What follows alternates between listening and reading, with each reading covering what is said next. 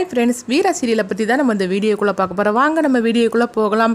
வீரா வந்து சமையல் பண்ணிகிட்டு இருக்கிறாங்க. அப்போ கண்மணி வந்து திட்டிக்கிட்டு இருக்கிறாங்க. அங்கே பாரு வீரா, தயவு செய்து இங்கேருந்து கிளம்பி போயிரு அப்படிங்கும்போது, ஏய் பேசாமல் போறியா இல்லையா, நான் என் புருஷனுக்காக நான் சமையல் பண்ணிகிட்டு இருக்கிறேன், அவருக்காக ஆசையாக நான் வந்து புதுசாக நான் வந்து கண்டுபிடிச்சி எல்லாம் சமையல் பண்ணிகிட்டு இருக்கிறேன், நீ பாட்டுக்கு இந்த மாதிரிலாம் பேசிகிட்டு இருக்காத, வேணும்னா சொல்லு, உனக்கு சேர்த்து நான் சாப்பாடு பண்ணி தரேன் அப்படிங்கும்போது, எனது உன் கையால் எனக்கு சாப்பாடு பண்ணி தர போறியா, உன் கையால் ஒரு பச்சை தண்ணி கூட குடிக்க மாட்டேன் அப்படின்னு கண்மணி சொல்லிட்டு இருக்கும்போது அங்கே வள்ளி வராங்க. வீரா உன்னை அண்ணன் கூப்பிடுறாரு வீரா அப்படிங்கவும் வீராவும் வராங்க. எதுக்கு மாமா என்னை கூப்பிட்டீங்க அப்படிங்கும்போது, நான் தான் அந்த வீட்டிலேயே உனக்கு இடம் கொடுக்க மாட்டேன்னு சொன்னேன், ஆனாலும் வந்து வேற வழி இல்லாமல் கொடுத்துருக்குறேன், அதுக்கு மேலே நீ இந்த கிச்சனில் வந்து சமையல்லாம் பண்ணுறதுக்கு நான் அனுமதி கொடுக்க மாட்டேன், அந்த ரூம் இருக்கு பார்த்தியா அதோட நீ நிறுத்திக்கணும் அப்படிங்கிறாங்க.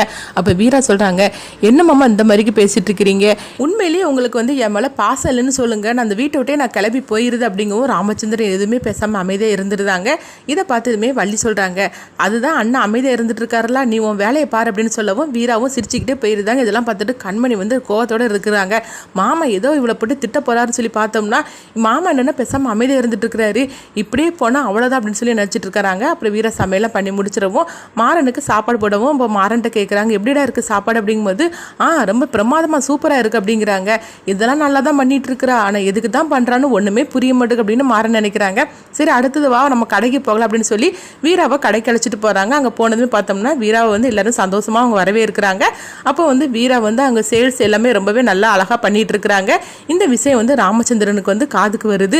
வீரா வந்ததுனால அதுக்கப்புறமா கடையில் நல்லா வியாபாரமும் இருந்துட்டு இருக்குது. அவங்க நல்லா புதுசாக ஒரு ஐடியாவாக சொல்லி கொடுத்துட்டு இருக்கிறாங்க. இதெல்லாம் வந்து நல்லாவே வந்து அவங்க பொறுப்புகள்லாம் பண்ணிட்டு இருக்கிறாங்க அப்படின்னு வந்து தெரியவும், இதை கேட்டதுமே வள்ளியம்மா வந்து சொல்கிறாங்க, பாத்தியானா அவகிட்ட கடையோட பொறுப்பை நீ மட்டும் கொடுத்துட்டேன்னு வச்சுக்கியே, நம்ம கடையை இன்னும் அவள் வந்து பல மடங்குக்கு அவள் லாபம் பார்த்து தருவா, அது மட்டும் இல்லை இந்த பொறுப்பு நீ அவட்ட கொடுக்கணும்னா அப்படிங்கிறாங்க. இதை கேட்டதுமே ராமச்சந்திரன் வந்து கோவப்பட ஆரம்பிச்சிருந்தாங்க. என்ன வள்ளி நீ பேசிட்டு இருக்கிற அப்படிங்கும்போது இப்போ வள்ளி சொல்றாங்க, அண்ணா நான் சொல்றது கேளு, நீ வந்து உன்னுடைய கோவத்தை வேணா நீ இப்படி வச்சுக்கோ, ஆனா வந்து கடை பொறுப்புங்கிறது வேற, அது வந்து யாரு பொறுப்பா வந்து எல்லாம் பாக்குறாங்களோ அவங்ககிட்ட நீ ஒப்படைக்கிறது தான் நல்லது அப்படிங்கிறாங்க.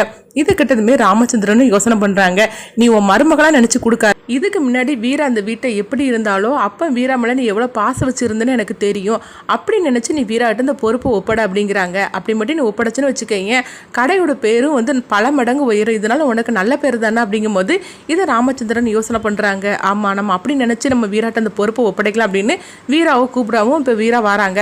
அப்போ வந்து வள்ளி சொல்கிறாங்க, வீரா அண்ணன் வந்து உங்கள்கிட்ட ஒரு பொறுப்பை ஒப்படைக்க போகிறாரு, அது நீ மாட்டேன்னு மட்டும் சொல்லிடக்கூடாது அப்படிங்கவும் வீராக்கு ஒன்றும் முறையாக முழிச்சிட்டு இருக்கிறாங்க. அப்போ ராமச்சந்திரன் வந்து எல்லாரும் முன்னாடி கூப்பிடவும் எல்லாருமே வராங்க. அப்போ எதுக்காக இவர் கூப்பிட்டுருக்காரு அப்படின்னு கண்மணி பார்த்துட்டு இருக்கும்போது அப்போ ராமச்சந்திரன் சொல்கிறாங்க, கடையோட முழு பொறுப்பையும் நான் வந்து வீரா கிட்ட ஒப்படைக்கிறேன், அதாவது அவளை என் மருமகளாக நினச்சி நான் ஒப்படைக்கல, வீரா வந்து தனிப்பட்ட முறையில் ஒரு நல்ல பொண்ணு அப்படி நினச்சி நான் அவட்ட ஒப்படைக்கிறேன் அப்படிங்கவும், இதை கேட்டதுமே கண்மணி அதிர்ச்சி அடைகிறாங்க. என்னது கடை பொறுப்பு ஃபுல்லாக வந்து இவ வந்து வீராட்ட ஒப்படைக்க போறாரா, இங்கே என்னதான் நடக்குன்னு தெரியல அப்படின்னு சொல்லி பார்த்துட்டு இருக்கும்போது வள்ளி வந்து கண்மணி பார்த்து ஏளனமாக ஒரு சிரிப்பு சிரிக்கிறாங்க. இதை பார்த்ததுமே கண்மணிக்கு புரிஞ்சு போயிருது, ஓஹோ இது எல்லாம் வந்து இவளோட வேலை தானே. கண்மணி வந்து கோபத்தோடு இருக்கும்போது இப்போ கண்மணி சொல்கிறாங்க, இதுக்கு நான் ஒத்துக்க மாட்டேன் அப்படிங்கும்போது அப்போ வள்ளி சொல்கிறாங்க, நீ எதுக்குமா ஒத்துக்கணும், சொல்ல போனாக்கி இதை வந்து ராகவும் சரி மாறனும் சரி அவங்க தான் ஒத்துக்கணுமே தவிர நீ ஒத்துக்க வேண்டிய அவசியம் இல்லை. அது மட்டும் இல்லாமல் வீரா கையில் வந்து அண்ணன் வந்து இந்த பொறுப்பை ஒப்படைக்கிறது வீரா வந்து வீட்டு மருமகளை நினச்சி ஒப்படைக்கல, வீரா வந்து தனிப்பட்ட முறையில் அவருக்கு பிடிக்கும், அப்படி தான் வந்து இந்த பொறுப்பை அவர்கிட்ட ஒப்படைக்கிறாரு, அதனால நீ இதில் வந்து பேச வேண்டிய அவசியமே கிடையாது அப்படிங்கும்போது அப்போ ராகவும் மாறனும் சொல்கிறாங்க, ஆமாம் அப்பா என்ன சொல்கிறாரோ அதே எங்களுக்கு வந்து கரெக்டு தான் அப்படிங்கிறாங்க. இப்படி சொன்னதுமே கண்மணி வந்து ரொம்பவே கோவத்தோடு அங்கேருந்து ரூமுக்குள்ளே போயிருந்தாங்க. அப்போ ராகுவுக்கு புரிஞ்சிருது, கண்மணிக்கு இந்த விஷயம் பிடிக்காதனால தான் கோவத்தோட போகிறான்னு சொல்லி புரிஞ்சிருது. ஆனால் வந்து அப்பாவை எதிர்த்து நம்ம எப்படி பேச முடியும் அப்படின்னு ராகவும் அமைதியாக இருந்திருந்தாங்க.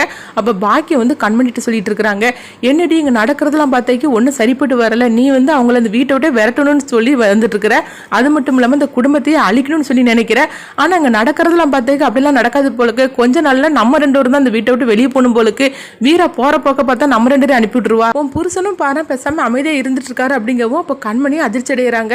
ஆமாத்த நீ சொல்றதை பார்த்தாக்கி எனக்கு கொஞ்சம் பயமா தான் இருக்கு அப்படிங்கும்போது, என்னடி பேசிட்டு இருக்க, நீயே பயப்பட ஆரம்பிச்சிட்டியா அப்படின்னு பாக்கியம் சொல்றாங்க. இந்த மாதிரி இந்த கதையை எடுத்துட்டு போனா ரொம்பவே நல்லா இருக்கும். அடுத்து என்னன்னு சொல்லி நம்மளும் வெயிட் பண்ணி பார்க்கலாம்.